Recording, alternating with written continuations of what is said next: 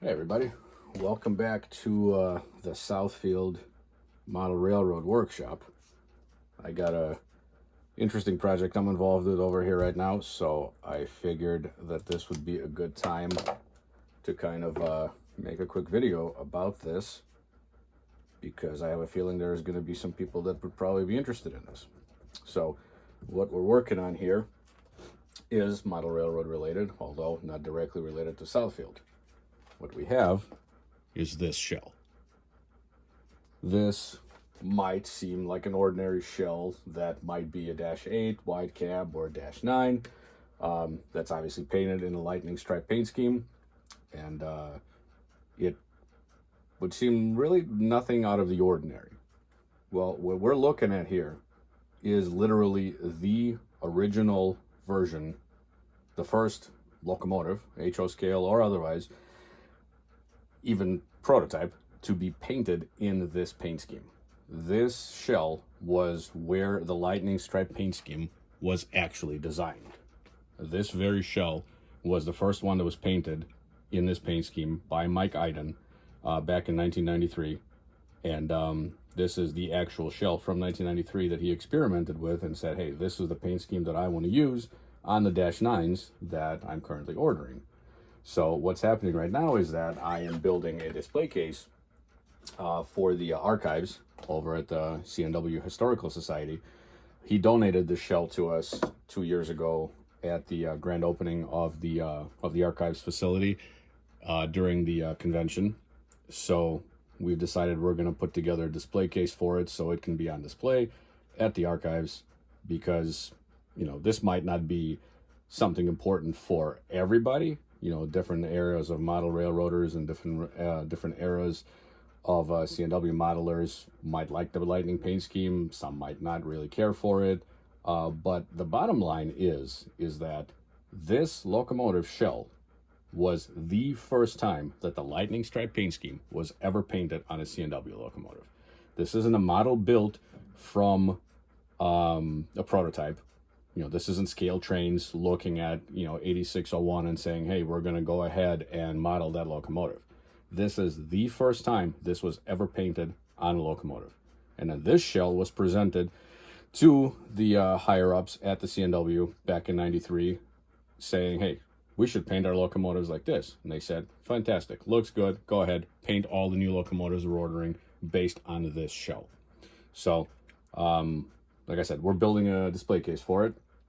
And my theme for this display case is basically the model before the prototype, because, let's see if we can see this in here.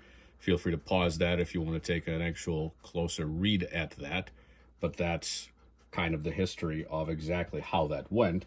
And Mike Iden did this presentation back in at the convention in 2023, and me personally, I was just kind of very impressed by how nonchalant the whole thing kind of came around. You know, just like I said, just like I wrote down in that poster board that I just presented, literally no big deal. Went home, picked up a locomotive, spray painted it, threw it in the briefcase. Next morning, now we have history. So I find that to be one hell of a cool story. So I wanted to make sure that this was properly presented and preserved for people to be able to see, because, this was only from obviously 93 for a couple of more years until a lightning stripe paint scheme wasn't painted anymore. But this is a pretty damn popular paint scheme, and a lot of other paint schemes were generated from this lightning stripe paint scheme. And this was literally the first locomotive. This is not an imitation. This is the real thing from 1993. It is an Atlas, I believe. And let me read this. No, sorry, it's a Rail Power Products. Rail Power Products -9 wide cab. So, this is a -9 wide cab. Looks close enough to a -8 wide cab. Sorry, looks close enough to a -9. Mike Iden said, "How about this paint scheme?" The brass at the CNW said, "That's the paint scheme." So let me put this case together, and I'll show you what the final results look like. Okay, so here we are with the completed product. Like I said earlier, this I think it's probably more towards the later CNW modelers, but at the same time, I think that anybody who's a true CNW modeler is going to appreciate the history and the historical significance, quite frankly, of that shell as much as I did, because literally the way that I look at it is that shell is a huge part of the tail end of the CNW history. So I apologize for the poor lighting over here. I'm not a professional videographer. So this is going to be on display at the archives. I will bring it up there this weekend, and it'll be on display in a display room. So if anybody's over at the Illinois Railway Museum, you know, for the next couple of months or so that they're going to be open, you can come by, stop by, check it out. If not, it'll be up there next week as well. Next year as well. But you know, you can get up close and personal with a piece of CNW history that I personally think is pretty darn cool. So thank you to Mike Eidlin for donating the shell to us.